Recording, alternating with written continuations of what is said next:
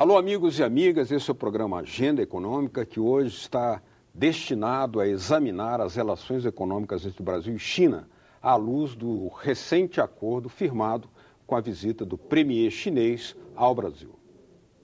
O Brasil acaba de assinar com a China um plano de cooperação no valor de 53 bilhões de dólares, o equivalente a mais de 150 bilhões de reais. Abrange acordos em 35 áreas, como infraestrutura e agropecuária. No setor de transporte, os países farão estudo de viabilidade para construir uma ferrovia que ligue os oceanos Atlântico e Pacífico, passando pelo Peru. O corredor reduziria consideravelmente o custo das exportações brasileiras para a Ásia. Ainda no setor ferroviário, estão em fase de ampliação as compras brasileiras de trens e metrôs chineses, que já rodam no Rio de Janeiro. Além dos acordos firmados, há negociações entre empresas brasileiras como a Vale e a Petrobras e instituições chinesas. Em 10 anos, o intercâmbio entre os dois países cresceu 500%. Saltou de 12 para 80 bilhões de dólares e a China se tornou o mais importante parceiro comercial do Brasil.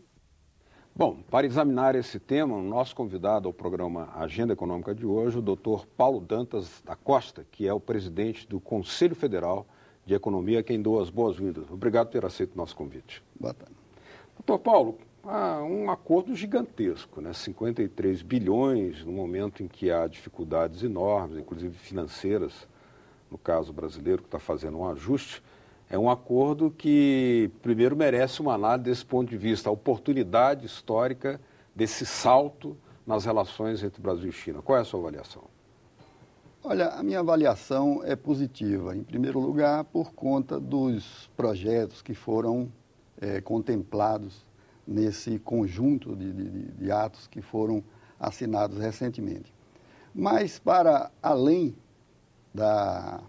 do detalhe mais específico, com relação a esses projetos, que alguns deles dizem respeito a questões relacionadas com a Petrobras, outros com a Vale, outros com a companhia telefônica Vivo, outro com a companhia de transporte a Azul e tantos outros mais, inclusive o de financiamento da ferrovia transoceânica, né? Mas eu quero destacar também aspectos que estão acima disso aí, desses detalhes. Os chefes dos dois estados, Brasil e China, destacaram determinados pontos que estão até acima desse detalhamento, como, por exemplo, as iniciativas dos dois estados no sentido de erradicar a pobreza no mundo. Esse é um aspecto da maior importância. Outro ponto de respeito a uma nova governança internacional e que inclui uma reafirmação ou redimensionamento da ONU. E também as reformulações que os estados estão empenhados ou estariam empenhados em reformas de organismos financeiros internacionais. A exemplo do Banco Mundial e do FMI.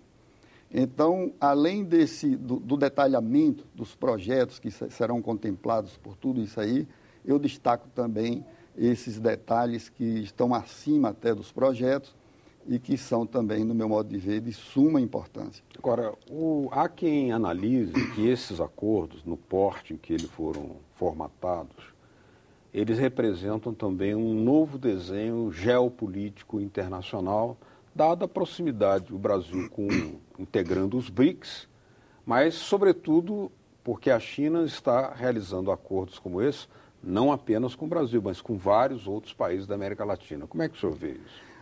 Olha, a China, a partir de uns 25 anos atrás, ela passou a desenhar uma própria reformulação no que diz respeito ao seu papel internacional, no campo especialmente no campo comercial. E, a partir de então, ela vem progredindo. E nós, economistas, a bem da verdade, estamos acostumados a estudar determinadas economias, estudar a economia brasileira, um mercado de 200 milhões de habitantes, é uma coisa. Estudar o mercado americano, com seus 300 e poucos milhões, também é uma coisa. Estudar o mercado alemão com 80 milhões de habitantes é uma coisa. Agora, você estudar um mercado interno que atinge 1 bilhão e 300 milhões de habitantes é outra coisa completamente diferente. E a China começou a aparecer no cenário econômico internacional como produtora de bens, né, bens finais. E a argumentação que nós tínhamos para identificar a capacidade de competição chinesa, nós sempre destacávamos a sub-remuneração do trabalho, ou seja, os baixos salários que eram praticados na China. Mas hoje não é só isso. A gente tem que incorporar um novo elemento aí, que decorre dos ganhos de escala. Então, enquanto você produz um produto qualquer, você produz 10 mil unidades, uma unidade chinesa qualquer produz 10 milhões. Então, isso gera uma série de condições que são diferenciadas. E alguns colegas economistas passaram até a chamar a participação chinesa na economia internacional como o fator China. Né? Uma coisa nova, que já não é tão nova, o fato é que a economia chinesa é a segunda economia do mundo. Não é? A China detém lá 3 trilhões e pouco de reservas internacionais, 3 trilhões e 800 bilhões de reservas internacionais. Isso é uma coisa assombrosa. Isso representa 10 vezes mais do que as nossas reservas. Com um detalhe, a China acumulou tudo isso aí em função de ganhos de comércio exterior, o que significa dizer que os comprometimentos dela com o resto do mundo, proporcionalmente, é muito menor do que os comprometimentos que nós temos com as nossas reservas aí na base dos 370 bilhões de dólares. Agora, o que o senhor diria, o que o senhor diria em relação ao argumento usado por alguns especialistas sobre características complementares entre a economia chinesa e a economia brasileira? Por exemplo, eles precisam de minérios que tem no Brasil e não há lá. Eles precisam de petróleo, que há muito no Brasil. Aliás, um acordo, o senhor mencionou já na área petroleira, lá não tem tanto petróleo quanto precisam de produtos agropecuários. Aliás, o Brasil já exporta em grande parte para a China. Quer dizer, essa complementação oferece uma oportunidade histórica nova para nós? Sim, porque entre as intenções que os chefes de Estado pactuaram, estaria a de retirar o Brasil do nível de exportação de produtos primários. E aí vai uma diferençazinha do ponto de vista econômico bem significativa. Enquanto nossas exportações para a China são marcadas por produtos primários, a exemplo o primeiro item é o grão de soja.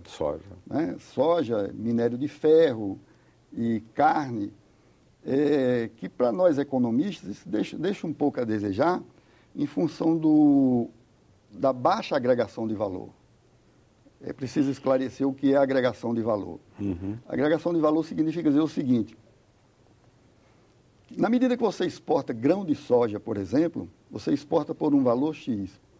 Aquele grão de soja, se fosse exportado sob a forma de óleo, ele teria um valor X mais alguma coisa, porque em cima desse valor agregado estaria a parte da indústria, né? Claro. O que geraria mais renda para nós. Então, eles assinaram, e eu vejo com bons olhos, a intenção de possibilitar que o Brasil possa agregar mais valor aos produtos que eles levam da gente aqui. E o contrário, ou seja, o que é que nós importamos da China? E aí de lá vem, quer dizer, nós somos superavitários, né? Mas de lá vem máquinas e outros, principalmente máquinas elétricas, máquinas mecânicas. E agora trens e metrôs. Metrôs que já rodam no Rio de Janeiro. Você veja que são produtos acabados. Né? A China não existe, até por razões óbvias, essa coisa de ter na sua pauta de exportação algum tipo de alimento. Claro. Agora, houve um elemento histórico que ficou presente nos discursos, e os analistas também destacam. O fato é o seguinte: há 60 anos atrás, a China era um país subdesenvolvido. Hoje a China e isso se inicia com a Revolução de Mao Tse-tung, né? A China já lança naves ao espaço sideral e ganhou, nos últimos 10 anos, cerca de 80% das concorrências internacionais na área de ferrovia, um sistema ferroviário muito avançado que está sendo objeto de compras brasileiras. Essa evolução chinesa, esse salto chinês, também não seria um exemplo para o Brasil? Ah, sim, não tem a menor dúvida. Mas a gente sempre precisa recorrer àquela raiz, né? O país tem uma determinada dimensão e tem o seu mercado consumidor e com mão de obra disponível para produzir o que julgar conveniente. Então, a China passou a ter um exemplo de industrialização. Nesse processo que transcorreu nos últimos 25 anos, a China vem aperfeiçoando o seu sistema, a sua indústria, né? No sentido de produzir cada dia mais produtos mais elaborados, né? Isso é uma coisa que você não faz por querer. É preciso que exista uma série de circunstâncias que lhe possibilite isso. E aí a gente vai cair um pouco nas agruras do nosso setor industrial, né? Que não tem tido possibilidades de competição, mas isso envolve aí uma série de fatores. Isso não é culpa do industrial, não é culpa de ninguém, mas eu acho que um conjunto de circunstâncias que possibilitaram isso aí. Inclusive o atraso tecnológico que nós temos de uma forma bem marcada no Brasil.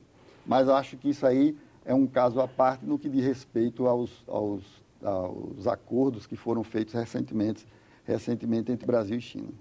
Nós estamos conversando aqui com o Dr. Paulo Dantas da Costa, que é o presidente do Conselho Federal de Economia. No próximo bloco, o Agenda Econômica vai abordar a questão de em que medida esses acordos podem possibilitar também, não apenas que o Brasil compre materiais manufaturados, né, preocupação já exposta pelo nosso convidado, mas também que possa significar também um avanço produtivo no caso brasileiro.